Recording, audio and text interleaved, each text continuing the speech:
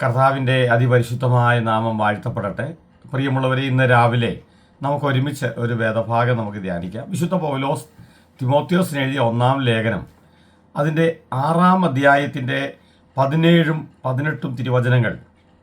അവിടെ നമ്മളിങ്ങനെയാണ് വായിക്കുന്നത്: ഈ ലോകത്തിലെ ധനവാന്മാരോട് ഉന്നത ഭാവം കൂടാതെ ഇരിപ്പാനും നിശ്ചയമില്ലാത്ത ധനത്തിലല്ല, നമുക്ക് സകലതും ധാരാളമായി അനുഭവിപ്പാൻ തരുന്ന ദൈവത്തിൽ ആശ വയ്പ്പാനും നന്മ ചെയ്യുവാനും സൽപ്രവൃത്തികളിൽ സമ്പന്നരായി ദാനശീലരും ഔദാര്യമുള്ളവരുമായിരിക്കാൻ. അവിടെ പൗലോസ് അപ്പോസ്തലൻ തിമോത്തിയോസിനോട് പറയുകയാണ്, നീ ജനത്തെ ഇങ്ങനെ പഠിപ്പിക്കണം, നീ ജനത്തോട് ഇങ്ങനെ പറഞ്ഞു കൊടുക്കണം. അവരോട് പറഞ്ഞു കൊടുക്കേണ്ട കാര്യം ഇങ്ങനെയാണ്: ഈ ലോകത്തിലെ ധനവാന്മാരെന്ന് ഇവിടെ സംബോധന ചെയ്യുന്നത് സഭയ്ക്കുള്ളിലുള്ളവരല്ല, കർത്താവിനെ അറിഞ്ഞവരല്ല, കർത്താവിനെ അറിയാതെ പുറത്തുള്ള ആ ധനവാന്മാരെക്കുറിച്ചാണ്, ഉന്നത ഭാവം കാണിക്കുന്ന ആ ധനവാന്മാരെക്കുറിച്ചാണ് ഇവിടെ അപ്പോസ്തലൻ പൗലോസ് തിമോത്തിയോസിനോട് പറഞ്ഞു തുടങ്ങുന്നത്.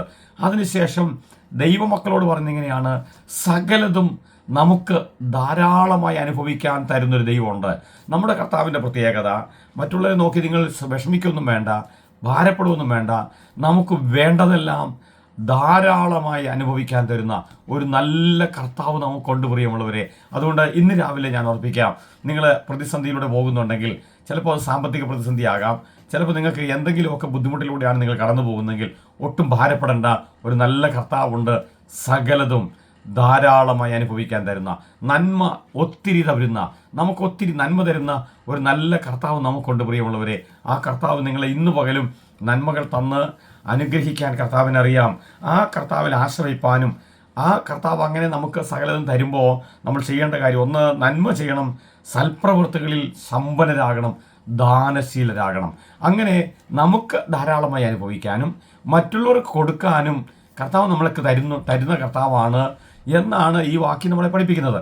ചിലപ്പോഴൊക്കെ നമ്മൾ സാമ്പത്തിക പ്രതിസന്ധികളോ നമ്മൾ എന്തെങ്കിലുമൊക്കെ ബുദ്ധിമുട്ടുകളൊക്കെ അനുഭവിക്കുമ്പോൾ നമുക്ക് തോന്നും, കർത്താവ് നമ്മളെ കൈവിട്ടോ. ഒരു കൈവിട്ടിട്ടില്ല പ്രിയമുള്ളവരെ.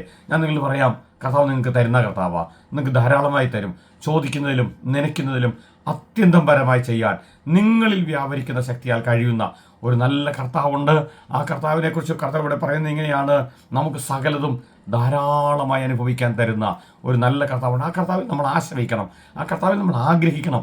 കർത്താവ് തരുന്നത് നമുക്ക് അനുഭവിക്കാനുള്ളതാണെന്നും നന്മ ചെയ്യാനുള്ളതാണെന്നും മറ്റുള്ളവർ കൊടുക്കാനുള്ളതാണെന്നും നമ്മൾ മനസ്സിലാക്കിക്കൊണ്ട് നമ്മൾ ജീവിക്കുന്നുണ്ടെങ്കിൽ പ്രിയമുള്ളവരെ, ആ കർത്താവ് നമുക്ക് ധാരാളമായി തരാൻ മനസ്സുള്ള കർത്താവാണ്.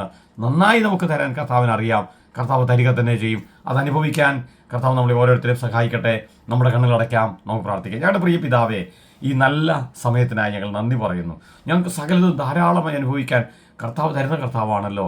കർത്താവെ, അത് ഞങ്ങൾക്ക് അനുഭവിക്കാനും അത് ഞങ്ങൾ കണ്ടെത്താനും അത് ഞങ്ങളുടെ സ്വന്തമാക്കാനും കർത്താവെ അവിടുന്ന് ഞങ്ങളെ പഠിപ്പിക്കണമേ, ഞങ്ങളെ സഹായിക്കണമേ എന്ന് ഞങ്ങൾ പ്രാർത്ഥിക്കുന്നു. കർത്താവ് അങ്ങനെ ചെയ്യുന്നതുകൊണ്ട് ഞങ്ങൾ നന്ദി പറയുന്നു. യേശുവിൻ്റെ നാമത്തിൽ തന്നെ ആമേൻ. പ്രിയമുള്ളവരെ, നമുക്ക് കർത്താവിൽ വിശ്വസിക്കാം. സകലതും ധാരാളമായി നമുക്ക് അനുഭവിക്കാൻ കർത്താവ് നമ്മളെ സഹായിക്കട്ടെ.